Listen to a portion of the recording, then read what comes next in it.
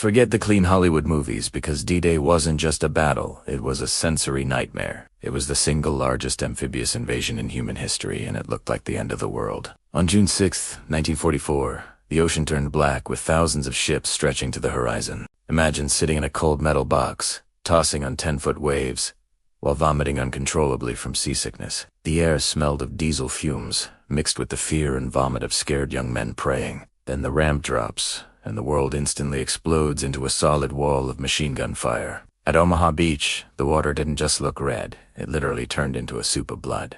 German MG-42 machine guns fired 1,200 rounds per minute, tearing through bodies and metal. Soldiers carried 80 pounds of gear, and many drowned, simply because they stepped into deep underwater craters. There was no glorious charge, just men hiding behind tank obstacles, shaking and crying in the wet sand. The noise was so deafening that eardrums burst and orders had to be screamed directly into ears.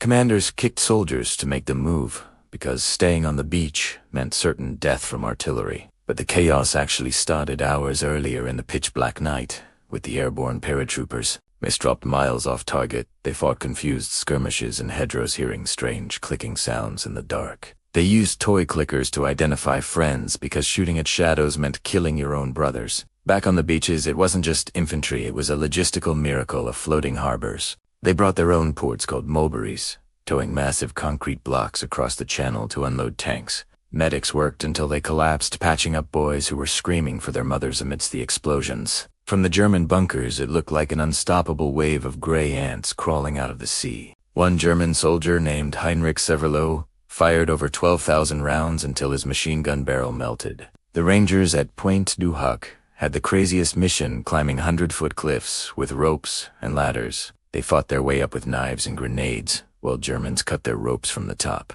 By the end of the day, the beaches were covered in the wreckage of tanks and human bodies. The tide washed over the fallen, creating a haunting image of death mixed with the sea foam. But despite the chaos and the slaughter, the Allies held the line and opened the door to Europe. They bought that strip of sand with flesh and blood so that the world could be free. D-Day wasn't glory, it was pure hell, and that is exactly why we must never forget it.